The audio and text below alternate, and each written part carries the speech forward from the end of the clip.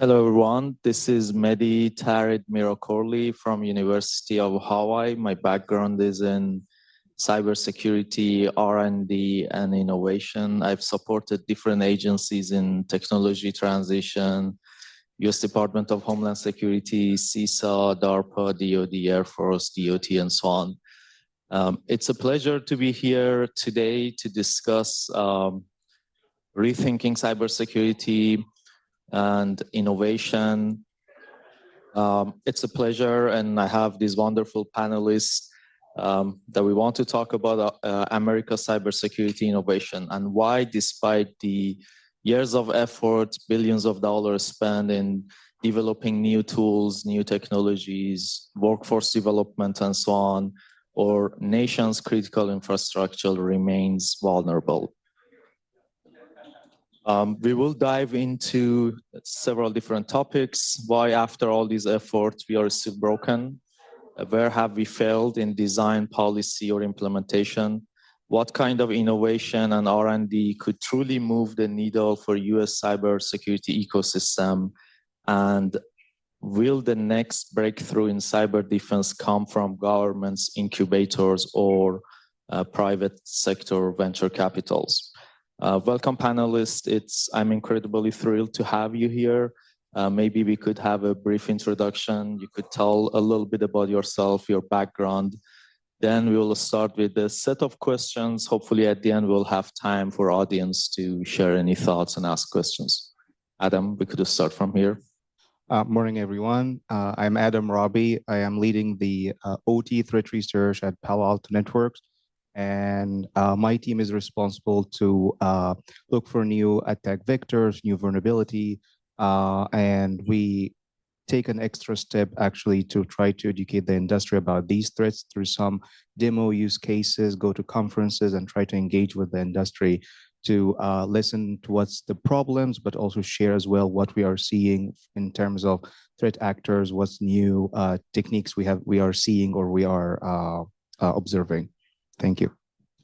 How you doing? Kevin Green, Public Secretary CTO at Beyond Trust.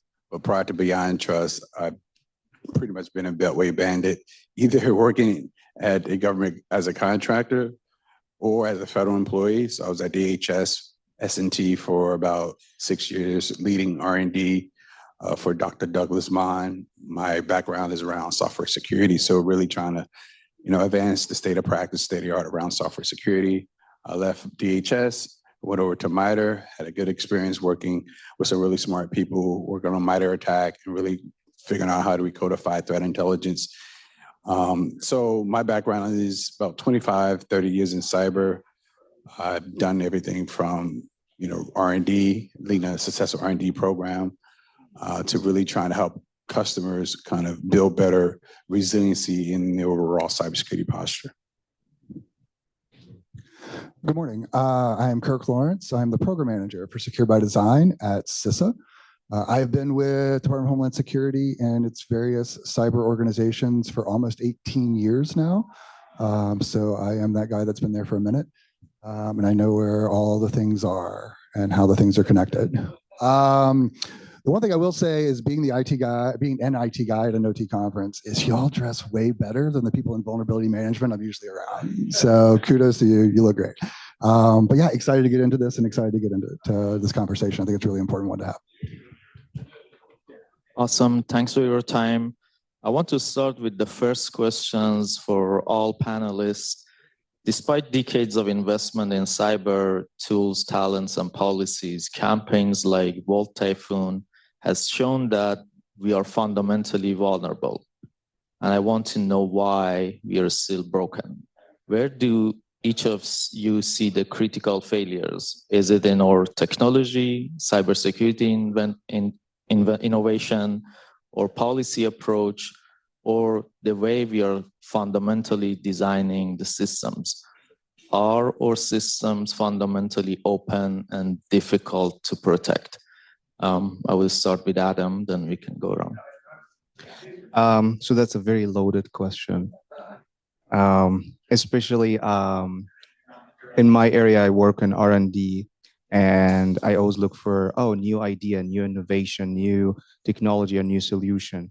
And yesterday, actually, I was in meeting with another research team from Siemens, and we were all sitting discussing about what's the new research we want to focus on as a next step, what's a new solution. And we were trying to build a questionnaire to ask people first, like what they're looking for, what the problem they have currently, or the problem they have on the recent system or the current system. And someone in the room said, like, we need to take the word current out of that question. I was like, why? And he said, that would make people think about what's the current system they have or the current solution, and we want to where the problem to solve it moving forward. But in OT, you don't think, or we don't know if they are using the current solutions. Maybe they are using a lot of legacy solution. And that actually shifted the needle of the conversation yesterday. Like, are we looking for new solutions that improve the solution that we had or launched last year? Or we want to look for a solution that actually discussing problem that's happening with our clients?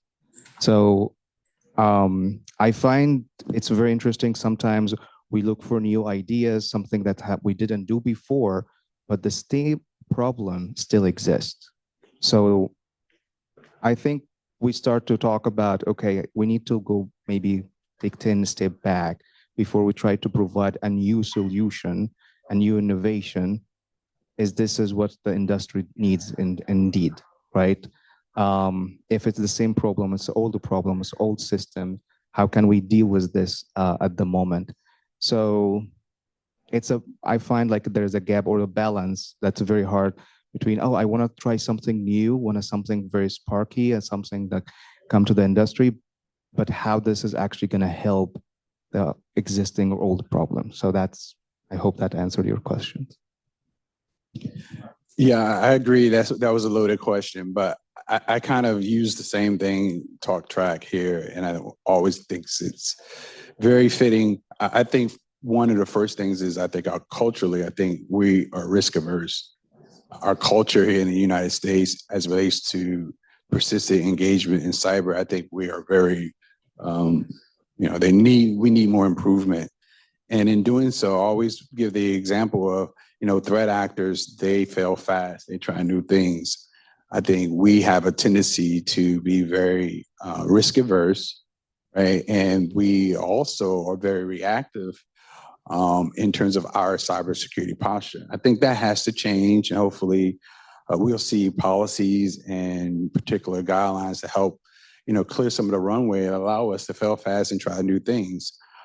The other thing is really trying to understand that cyber hygiene is so essential in reducing the attack surface and understanding how that attack surface can be used by threat actors in their office of campaigns is something that I don't think we have done a good job at. The basic blocking and tackling that's associated with cyber hygiene, we just haven't done a good job at that. And I think as a nation, we have to do that to elevate our cyber defense and create this wholeness around being more resilient around cyber threats.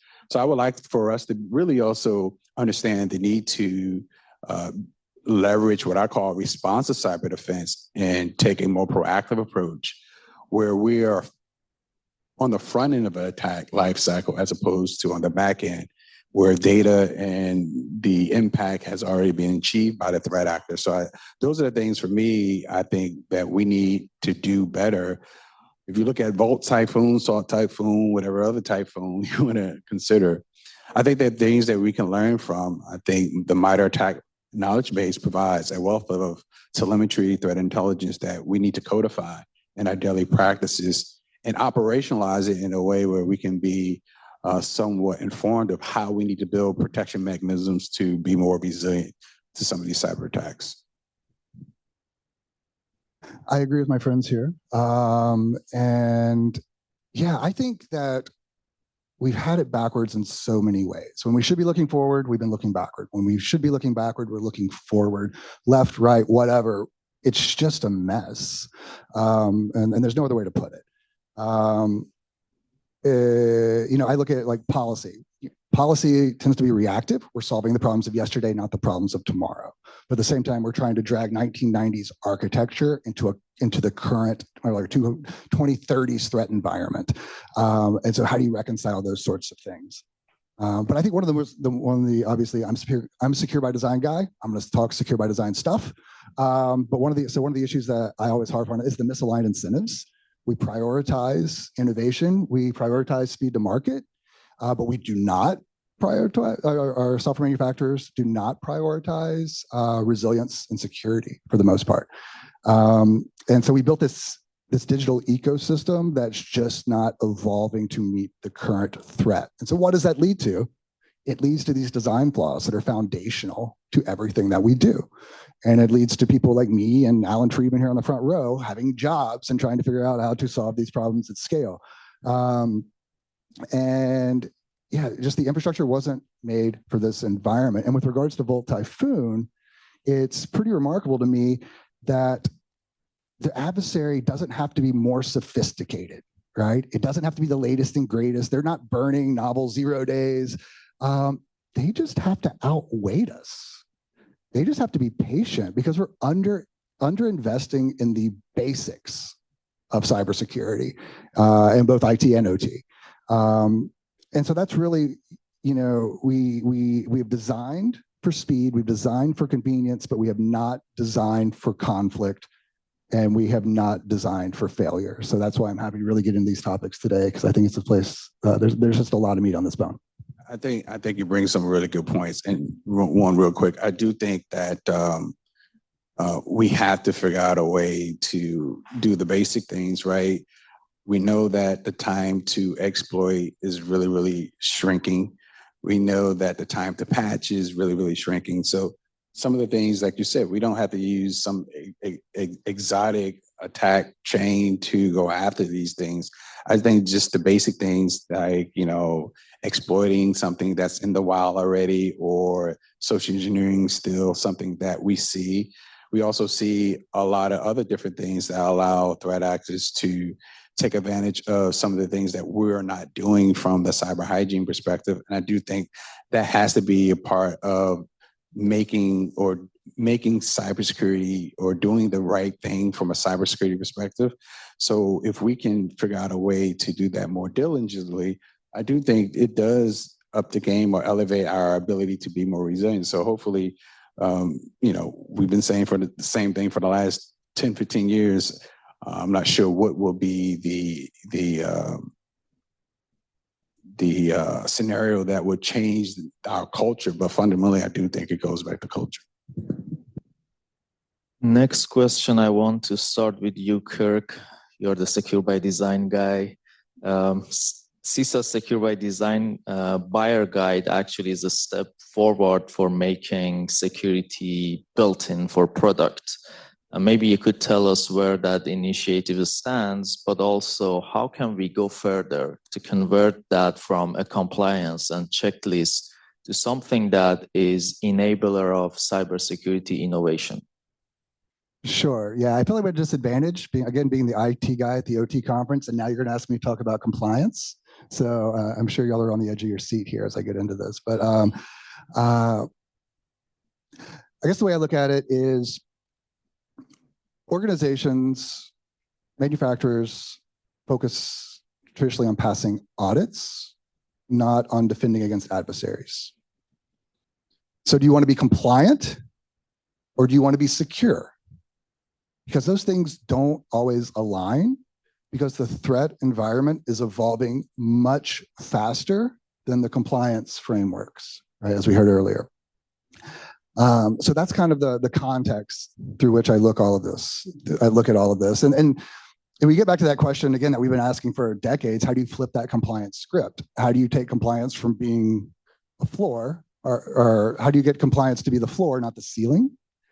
And that is a hard question to answer.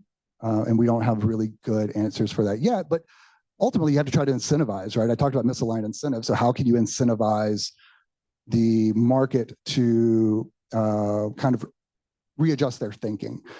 Is it a reduced regulatory burden? Is it some sort of procurement advantage? How do we incentivize vendors to go above and beyond. One of the things we are looking at in the federal government right now, in this new administration, is using federal procurement as a leverage. There's a big revision of the federal acquisition regulations, FAR, that's going on right now. And we're trying really hard to influence that to include some very stringent elements of product security.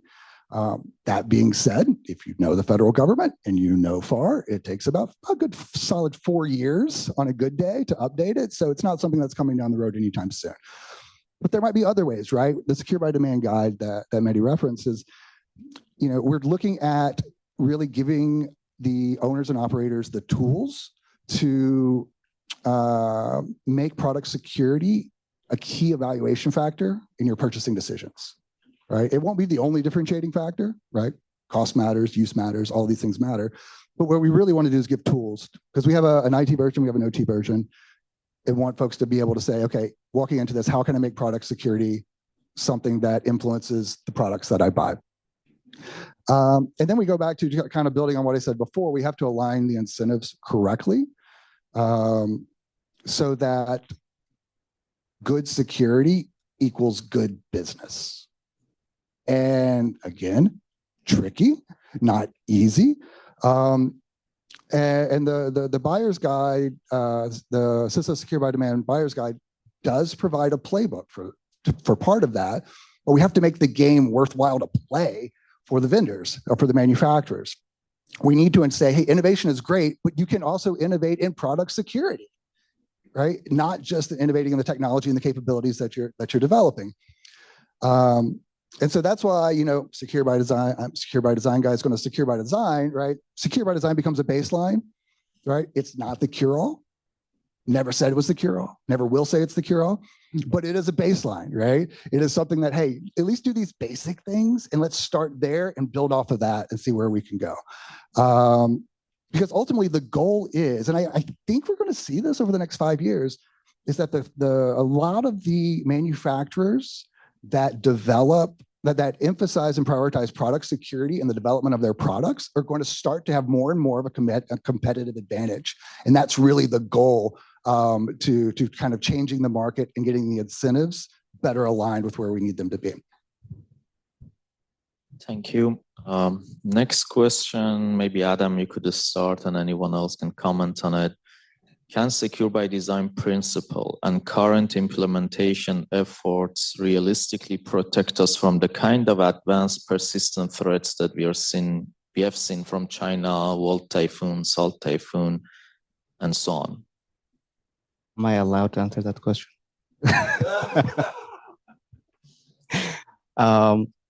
So it always depends. That's the safest answer, right? The thing is, it's a baseline. Like we want to start from somewhere, right? And it can come from, okay, if the vendor or a software code that they are building their software and they want to have like the secure software life cycle to help them try to find any flaws so they can patch it before it's go out. It's still not guaranteed that there's no flaw in the code. They may try, and that can minimize the risk. So anytime I start a talk or even teach my classes, I start to tell my students, as a cybersecurity professionals, business don't like us. Why? Because we are cost. We are not revenue for any company. So I approach that any meetings with any leadership from that perspective. I know I'm coming to the room and I know people doesn't like me. Okay, especially CFO. If there's any CFO here in the room, I'm sorry. But I know this is true. I know I'm taking your money and I'm not bringing any benefit or revenue for the company. But if I don't take your money, you're risking losing your revenue. So we need to have a conversation now how we can minimize that risk. So if we want to adapt Secure by Design to help have a baseline to minimize that risk, awesome, let's start with that.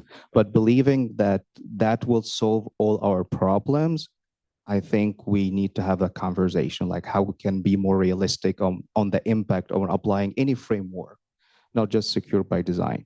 So that's one aspect. The second aspect, it's also the complexity of the attack surface.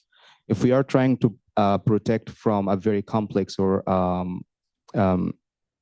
medium or low, that's like I'm trying to use like simplify, let's say high, complex, medium, and low. If I'm using something as a baseline and a starting point, I need also to adjust my expectation. It's going to help me from low to medium attacks. But if I'm looking for something more complex, then I need to speed up my game and I need to add more framework, more adapt solution, more different way of thinking. How can I protect myself from these attacks? So this is kind of like where finding the balance between I have a good start point, but I need also to believe there's more work to need to be done. So much of information about Typhoon, Salt Typhoon, Volt Typhoon, Velvet Ant, whatever threat campaign that we look at it, is not public. Microsoft shares some threat intelligence. We've looked into the data, CVEs, root causes, chaining of vulnerabilities. Probably FBI Cyber Division, CISA know more than anyone else how these happen. We know living off the land attack. Given those details that Kirk, maybe you know, what can you tell us about to the extent that secure by design could actually help preventing or dealing with these issues? Sure, that's a great question, and I will be careful in how I approach it. The way I look at it is that yes, secure by design can help, but kind of to echo Adam's point, but not alone. The metaphor I like to think of is, you have a house, you have an apartment, you have a condo, wherever you live, and if you leave the front door open and unlocked, anybody can walk in and steal your stuff, right? So for me, secure by design is just locking the front door. It doesn't mean that your place can't get broken into, that someone can't come steal your stuff, but they got to work a little harder now. They have to have a different set of skills. I think about some of like the security systems that have like sensors on the windows and all, a lot more advanced technology, but none of that matters if they can just walk right in the front door. So just solving the basic stuff first, right, provides you a good jumping off point. And so that's, when we talk about Volt Typhoon, that's a lot of what we saw. A lot of it was just walking right in the front door, squatting in your apartment or your condo or your house, and just hanging out there, right? Maybe hiding in that closet or in that junk drawer that you never go into that has all the menus. But like, secure by design can't do everything. It doesn't do threat detection. It doesn't do national coordination. There's so many things it doesn't do, but it's a good first step, right? To echo what Adam was saying. And I do believe that, and the way I've kind of looked at it, and I was trying to come up with like a little quip for it, but secure by design is not the end of risk. It's the start of resilience. It's maybe the way to summarize that. And so, do the basic stuff first, and then we build off of that as we build towards a resilient ecosystem. I always question, like, is secure by design, as it is currently proposed into industry, is it enough to deal with modern software development where there's a lot of complexity? Modern software has evolved over the last 20 years. Is it enough to provide the protection mechanisms to be resilient against attacks? I don't know, but I would love to, or at least we think so, because we have a lot of people who signed up and pledged for it. But I would love to know, like, are we moving in the right direction with secure by design? And is it enough to be resilient against a lot of these attacks we see? One thing that I do know is that we have to figure out a way to build better resiliency capabilities into secure by design. And we have to figure out a way to practice what I call software minimalism, where we're building software with the essential components, essential software that is needed.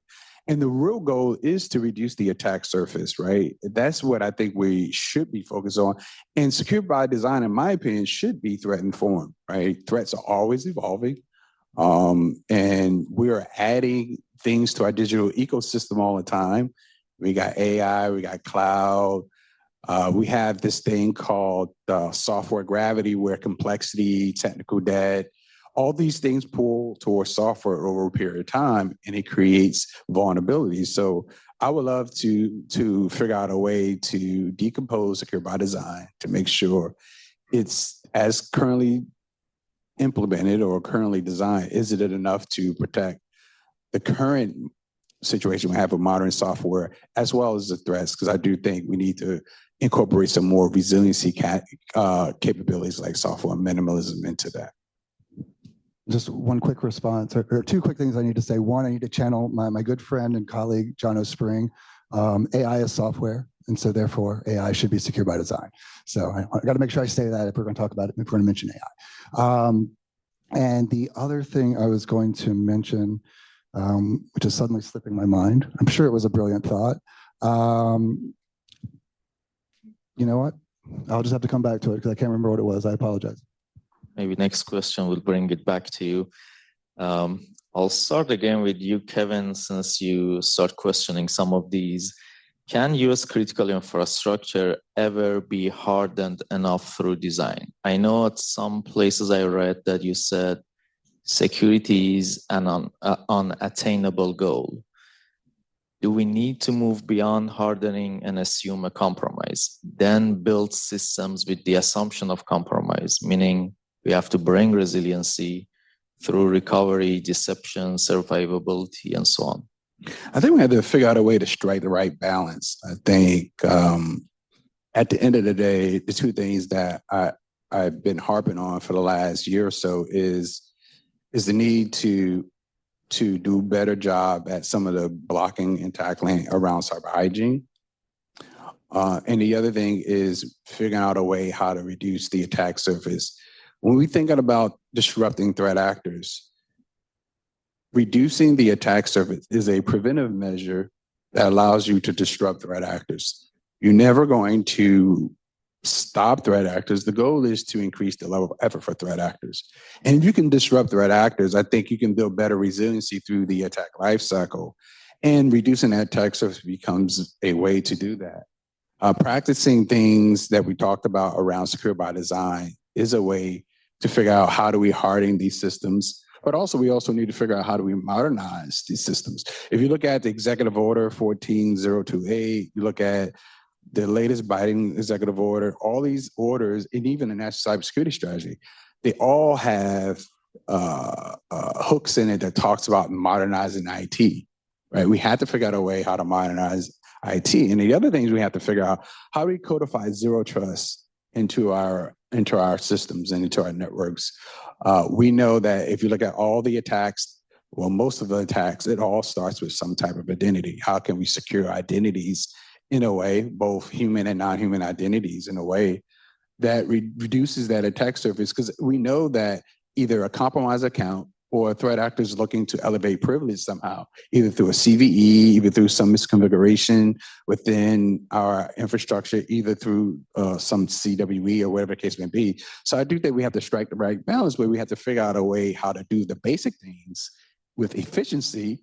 And we talk about AI, yeah, let's leverage AI to do some of the mundane things and figure out how do we automate that as part of our daily practices, but also figure out a way how to take some of those concepts like secure by design and codify that into how we build software systems and figure out a way, when we do that, how we modernize IT, right, and move away from the legacy systems where we need to figure out how to secure and make a better way to be more resilient against some of these things we see.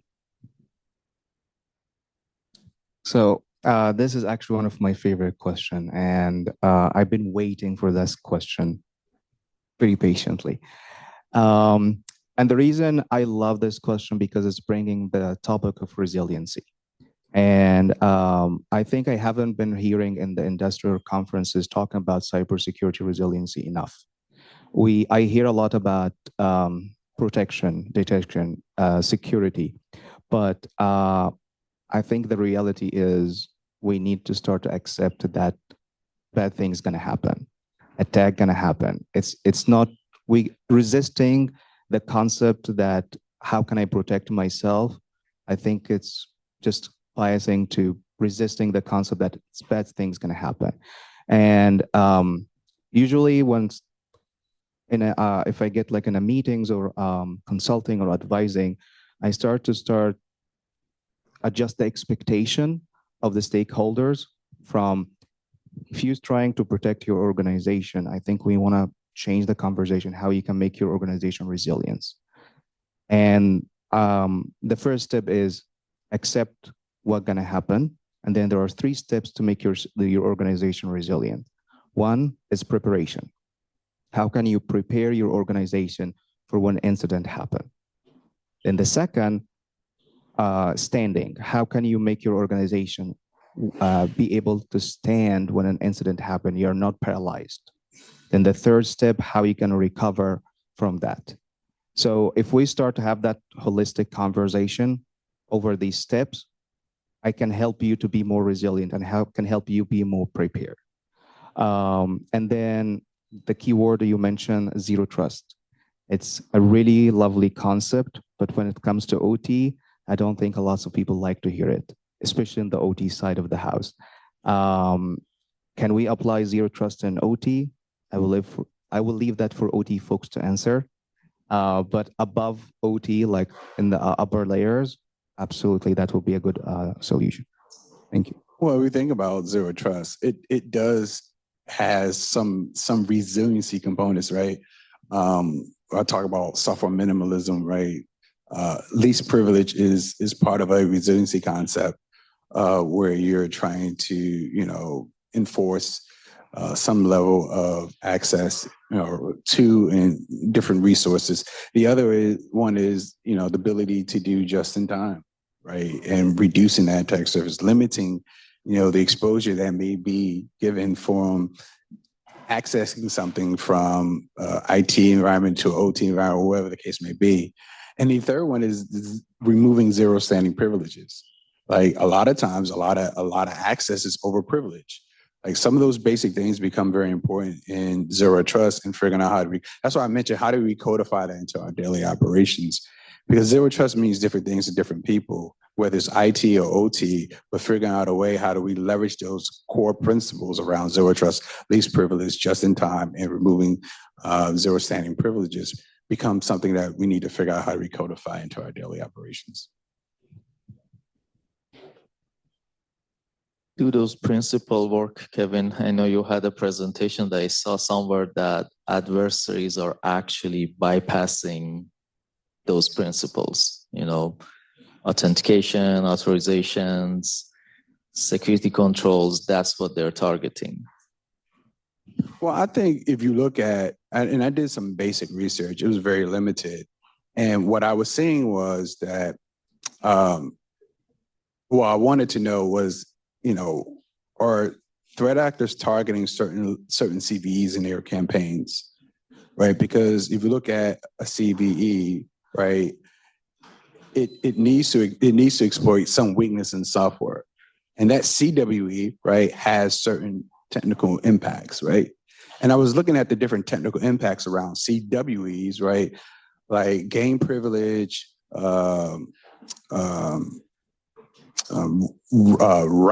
right. I forget all of the different technical impacts, but I was looking at the technical impacts because I wanted to see whether or not threat actors was targeting certain CWEs that would allow certain CVEs to happen. And the ones that I wanted to look at was like, how do you elevate privileges around your stack? So I took about a subset of 25 CWEs and I looked at those CVEs. And most of those CVEs were allowing elevation of privilege, right? So if you can elevate privilege, I don't care what security controls you have in place. If they're not configured properly, eventually over time, those security controls erode. So CVEs become a novel way for threat actors to bypass security controls that erode over a period of time because we're not doing the necessary things to provide compensating controls as part of defending and elevating our cyber defense against some of these attacks, and leveraging threat intelligence to make sure, I should say, or inform that we're implementing the right protection mechanisms to protect missions and critical systems. So this week, executive order from President Trump reframed software security policy. It rejects what it calls unproven, burdensome software accounting processes, and instead is calling for a new NIST-led consortium to demonstrate secure software development and operation practices that actually work. My question is, what should this consortium prioritize to make real impact and avoid becoming just another compliance exercise? For me, or you can start and then. That order was very interesting, and it said something about demonstrate the implementation of secure software development practices. That is interesting, to demonstrate the implementation. So what that leads me to believe is there's some folks who believe that current state of practice may not provide the intended outcomes as intended. I've always said that I'm not sure if the SDLC actually provide the intended outcomes that is enough to protect software, provide the necessary mechanisms to protect software. If there's 1,000 practices as part of an SDLC, I've always asked, of the thousands, which of the thousands are most effective in producing better quality and security software? Like, we don't know, but I do think that we need to figure out a way through some empirical studies. So hopefully this group can look at and figure out how do we demonstrate that in a meaningful way so that we can identify those tasks, those activities that are most impactful in providing better quality and security in software. One of those things I think we can do with that, I think, as a supplier and you're developing software, if I'm told I got to do 1,000 things, well, I'm going to go and cut corners because I want to be able to deliver software at a reasonable cost. Well, if we can provide evidence around these practices and activities that can produce or yield the better protection mechanism in producing better software, I think we can now incentivize, or suppliers will be incentivized to do these things more religiously, because we're shrinking that into the things that really matter the most. And I think that's part of what I believe this order is trying to figure out. Like, what are these things can we demonstrate are going to help us elevate the overall hygiene around software? Because right now, software is ubiquitous, as you mentioned, is very ubiquitous. As you mentioned, software powers AI, it powers every aspect of our daily lives, right? Whether it's the healthcare, whether it's automotive. So improving and raising the bar around software becomes very important. And I do think having a consortium to kind of look at these things and take a more deliberate approach to figure out these things become very important, because software has evolved over the last 20 years. And if you look at Microsoft has, to a certain extent, through some type of a mission, they developed their secure software initiative, right? They've abandoned their SDL, right? Because they figured the SDL was just not commensurate in staying or keeping pace with what we see around modern software development, the threat landscape. So even Microsoft has kind of made some admission that the SDLs that we've been practicing and touting about is just not enough in modern software, in this modern software world. So I do think there needs to be some changes in terms of how we build and deliver systems to different parts of the software ecosystem. And hopefully this order is a step in the right direction.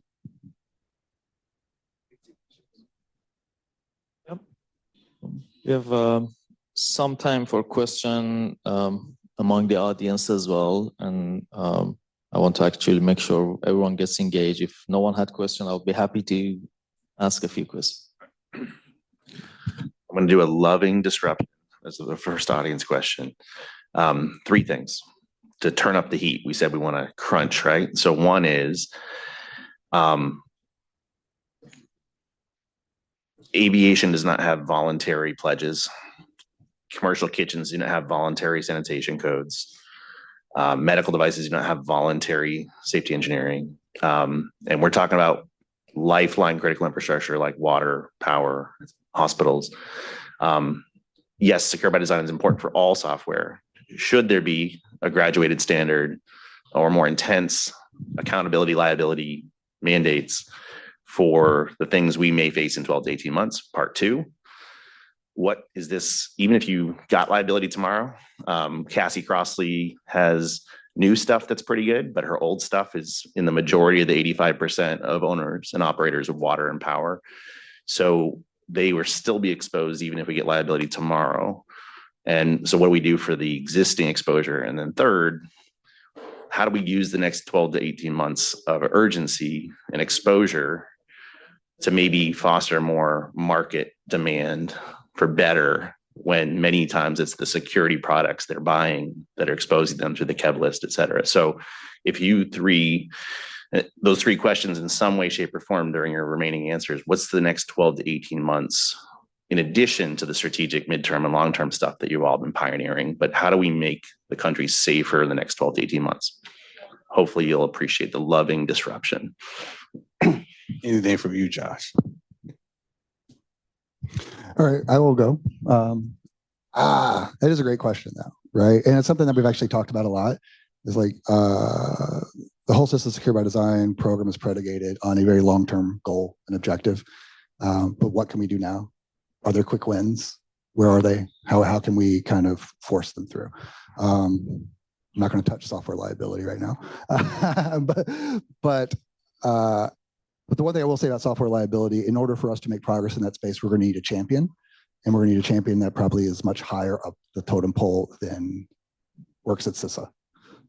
So finding the right champion for software liability is probably the way to drive that forward, especially in the short term.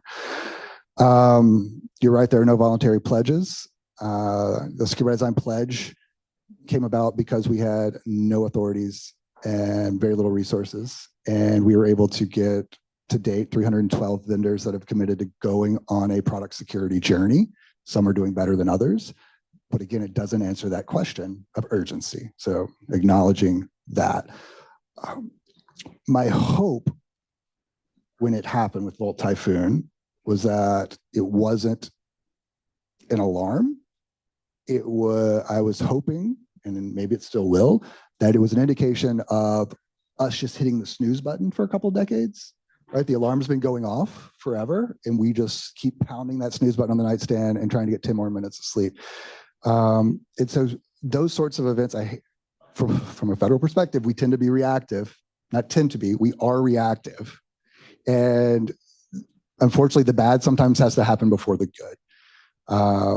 And so outside of education, outside of ultimately like trying to get changes in the procurement lifecycle as quickly as possible, because even changes to federal procurement, if they were in place today, would have a minimal impact over the course of the next 12 to 18 months, if you know anything about the federal procurement process, because it takes 12 to 18 months to award a contract. So it's a difficult question. And I don't have the best answer for it, for something that can be done immediately, other than to continue elevating the good work that's done, so that we can learn from the lessons of some of the larger vendors that are putting stuff out there. I look at things like buffer overflow and SQL injection are still some of the primary attack vectors, and that drives me crazy because it's 2025 and we shouldn't have to have these conversations anymore. So looking at how someone like I know Chris Kern posted a wonderful white paper about a year ago at Google about some of their secure coding practices, but really promoting those lessons learned and trying to get those lessons to be integrated as far into the ecosystem as we can, as quickly as possible, is really, those are the tools I have at my disposal. So just to remember, you said in the next 16 months or 18, 12 to 18, you make it more harder. So I'm going to steal the solution from CISA, and it's very simple: free pizza. Bring people together. Have people bring people from IT and OT from your organization, and they sit together, they understand what's the problem, and they make the plan for themselves. And I have seen it's one of the biggest challenge if people don't talk to each other, or people don't understand why the other person has to do that security solution, or why this is important. If you're not getting the buy-in from everyone in your organization that this is a problem and everybody has to chip in to solve it, it's going to take longer to solve the problem. But if you bring your people in the room, they understand there is a problem, everyone going to come up with a solution that's from their side. It's a huge spectrum of expertise. No one can understand all the problem together. So you need everyone that have a piece of the puzzle come in the room and bring their piece to have a full picture. And every organization will have their own solution differently. I don't think there's one solution going to fix all. So if you have a budget for free pizza, I would recommend use it from now. That's a good question. That's a hard question. 12 to 18 months. I don't know. Sorry. I don't know. I'm sitting here and thinking, and I don't want to just give an answer just for giving an answer. I do struggle to kind of figure out, given the things that I know in terms of how we think about cyber, how we consume cyber, how we do cyber. I do think it's a little bit challenging in 12 to 18 months. One of the things I think is important that all organizations, both private and public sector, need to do, I think there needs to be better stakeholder engagement, better communication, more information sharing around threats that may be targeting critical sector, understanding how do we take that information, codify that into our operations, and be more responsive and diligent in terms of how we can detect these things. Can we be more proactive in mitigating some of these things that we see, or even putting compensating controls in place that is so important. These can be stopgap measures, but ideally, if a system has a certain amount of technical debt, paying that down in 12 to 18 months may not be reasonable, may not be feasible. So I do think there may be some things that we have to take a look at, as in maybe, transition off a system, replacing the system, understanding other design concepts that we may need to incorporate as a stopgap measure until a more wholly functional approach can be implemented to drive that sustainable security that is needed to be resilient. So, I do ponder. I think that's a great question. And I think it takes all of us collectively to think about that, because I think in some way or fashion, we're all impacted by that, whether we want to believe it or not. And I'm sure we all have some customers or clients that we work with, or we are the customer, right, in some regards. And we do need to start thinking about that. But that's a very good question, Josh. Just want to add one comment before we move to the next question. I'm glad you brought those domains, safety critical system, FAA. We actually have done very well there, and there's a lot of good lesson to learn. Nancy Lawrence in MIT, she has a book on safety critical systems, and we've achieved compliance there through process-based practices and product-based practices. Processes, what did we follow? The attestation. Product-based practices, what is the quality of the product? For safety, FAA has requirements that if any parts of an airplane, software or hardware, crashes, the airplane shall be able to fly for a week without repair. We are building software to that standard. I think we can build software that meets resiliency requirements. We've just not put the effort there. We need to build software with the assumption of the breach. Your company, I got so many letters that my data was released, etc., etc. Sure, you can be breached, but minimally you have to be able to encrypt that data, protect that data. I think we have to put resiliency requirements to that level. Question for audience.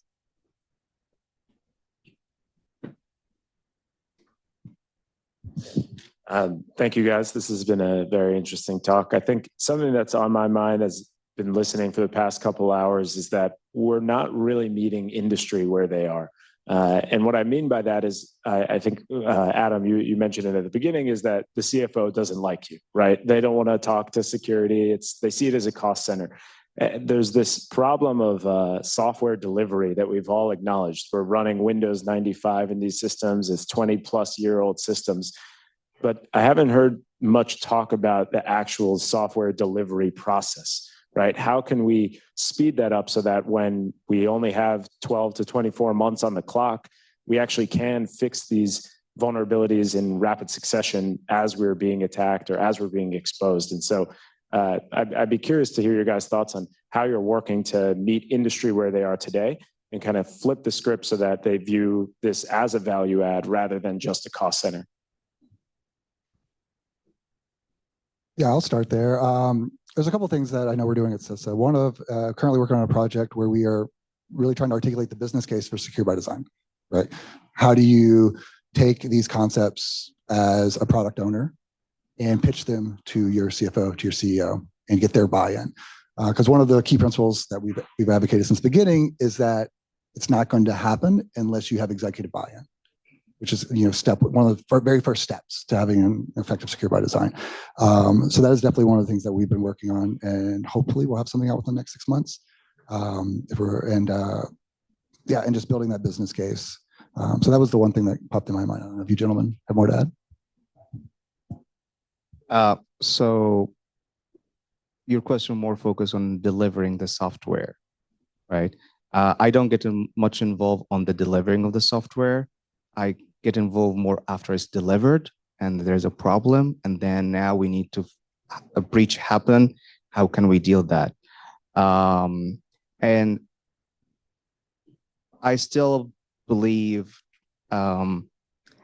we can work so much on minimizing the threats, minimizing the flaw in the codes, but there will always be flaw, whether we find it sooner or later.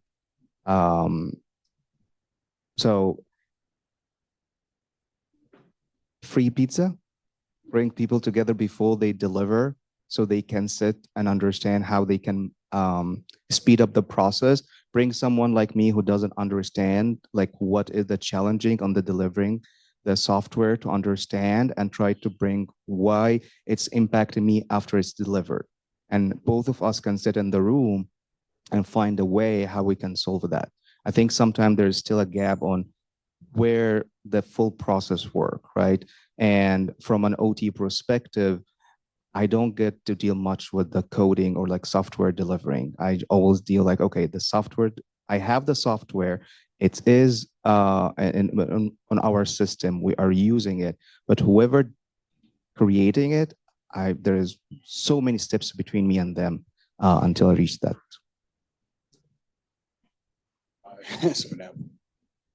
And I'll just add, if I could just add one more quick point to what Adam was saying, because I agree with him 100%. And I also don't work in software delivery, so it's not my area of expertise. But with Secure by Design Pledge, the real value in the Secure by Design Pledge that CISA has right now is not people signing the pledge. It's not them voluntarily agreeing to make some progress. It's the fact that every month, all the pledge signers come together for a technical exchange where they share their ideas, they share what works, they share what doesn't work. Right, and it provides that opportunity, to Adam's point, for everyone to get in the same room. There's no free pizza. We don't have the budget for that. Sorry, as a taxpayer, you probably don't want us spending on free pizza, but it brings everybody together in a room to learn from each other. And so you get to see. So if you're a small and medium-sized business, you maybe get to hear from a larger company that's had success and figure out what applies to you. So that's some of the work we're doing to try to spread the messaging. All right, real quick then. Notice a lot of what you guys are talking about are defensive tactics. How much are you looking at the offensive side or even preemptive side? When you say offense, what do you mean by offense? Understanding the attacker. Understanding the attacker. Well, that's what I was saying about, leveraging threat intelligence. I think what we know with the MITRE attack knowledge base, well, I do think it gives us some idea of understanding how to codify threat intelligence in a way where we can leverage threat modeling as a way to leverage more design thinking in a way where we're building things, understanding the threats that may be associated with the software we're building, the system we're building, and building these defensive capabilities in software. I always feel like being preventive and reducing the attack surface is a part of being offensive, because it gives you ability to shrink that attack surface. So for me, I have not seen anything other than the threat modeling aspects that we could potentially incorporate. I do think that, there needs to be better policies in place that allow some of the things you're talking about from the offensive capabilities to allow people who are building systems to codify that into their daily practices, right? Leveraging their intuitions in terms of how they fixing, breaking, building software as a way to be offensive. But other than having some way to do threat modeling, I'm not sure if there's policies that will allow that more so in mainstream or in a broader sense for adoption to allow for that offensive capability we're talking about. Yeah. So to your point, like sometimes in our even research team, we've discovered a vulnerability, right? Or if there's a new vulnerability has been reported, we don't stop there. I did a threat hunting in my previous career, and sometimes we find an incident or we detected something. We need to do investigation. What happened before that? What happened after that? The same thing also when we find vulnerability or we do vulnerability analysis, what an attacker can do after they leverage this vulnerability. What incident can they do after that? Is it a lateral movement? Is it compromising some username or credential? That kind of thinking, like even when we advise our stakeholders, we say like, oh, you have a vulnerability in your software or there's a CVE in your system. This is what TTPs can happen after that. This is what could you predict that can happen, or the attacker, the adversary can use these techniques after that. So let's move this to the next step. How can you hunt for these threats in your environment? So I hope that answers your questions. My 30-second response, which is not nearly as eloquent as my friends here, is that the data sucks right now. And so whether it's how we collect the data on vulnerabilities, how we use that data, analyze that data to better inform the threat modeling, to better inform the potential just threats in general. It's something that we're focused on. We're not really resourced to do much about, but it's a serious shortcoming. One last thing, there is something that Dr. Miracoli developed when he was at RIT called Common Architecture Weakness Enumeration. These are design tactics that you can leverage as part of threat modeling and building the right protection mechanisms in software and help developers understand the consequences in their design choices. So it's something that can be used as an offensive way to kind of build better software. Last comment, I think offensive actions would work as well in terms of offensive security. I know the discussion was a little different. Don't hit us, we'll hit you. That tactic works as well. There are some studies that says if they are in our critical structure, maybe we should be in their critical structure as well. That could be preventive. I'd like to thank the panels for their insightful comments. Thank you very much, and it was nice having you. Thank you.